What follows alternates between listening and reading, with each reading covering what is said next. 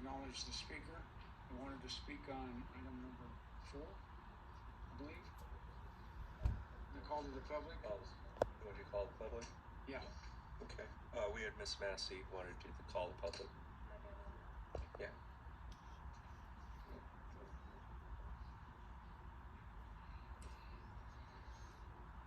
So I'm going to take this time.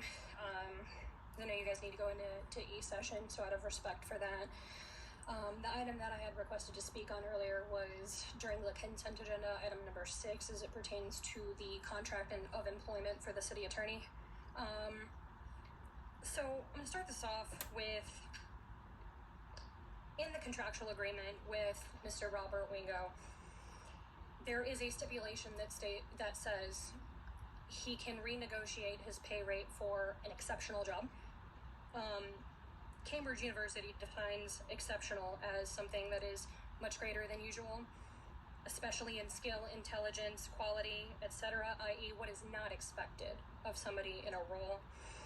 And I have concerns with allocating more funds to him specifically for a few different reasons.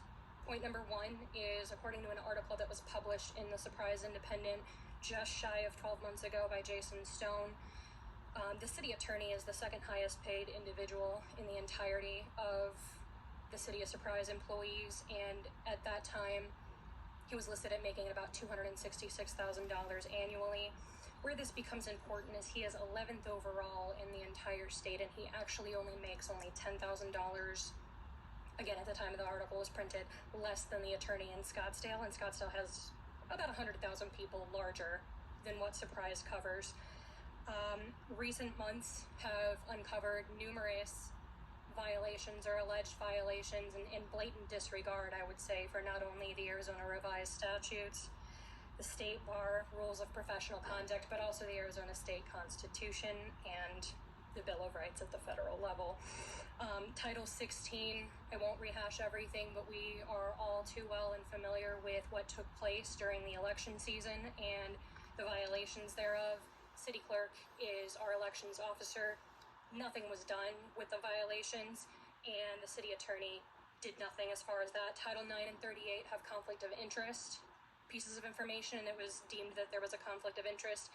Title 39, there are numerous public records requests that I have open right now that are, quote, pending legal review that I am entitled to request. I've got to interrupt you here because... Okay, are you going to stop the timer? This is the public meeting forum that you agree to when you speak, and I want to read this to you, that there are oral communications during the city council meeting may not be used to lodge charges or complaints against any employee of the city or members of the body, regardless of whether such person is identified in the presentation by the name or by any other reference that tends to identify him or her. That's all fine, well and good, but that's a violation of my First Amendment rights. So this is your warning, okay? A warning for what? A warning for attacking the city attorney personally.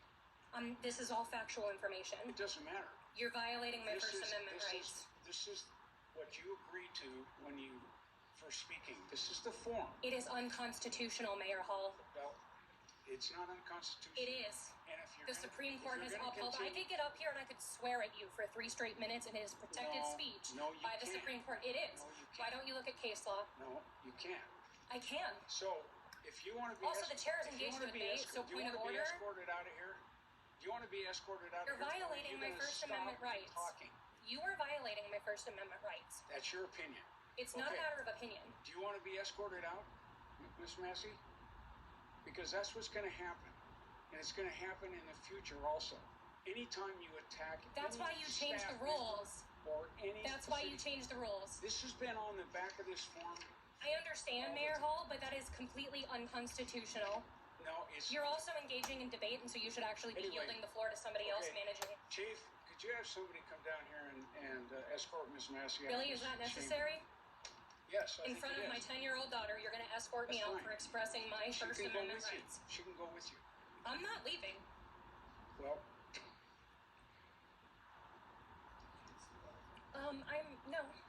I'm expressing my first... Do not touch me. Do not put your hands on me. Do not put your hands on me. Do not put your hands on me.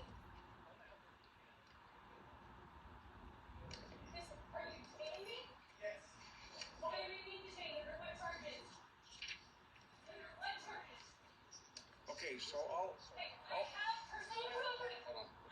You cannot touch me. yeah, she can go out there. Okay, I'll entertain a motion to go into E-session. Motion to go into E-session? Second. Been moved and seconded. All those in favor say aye. Aye. We're going into E-session.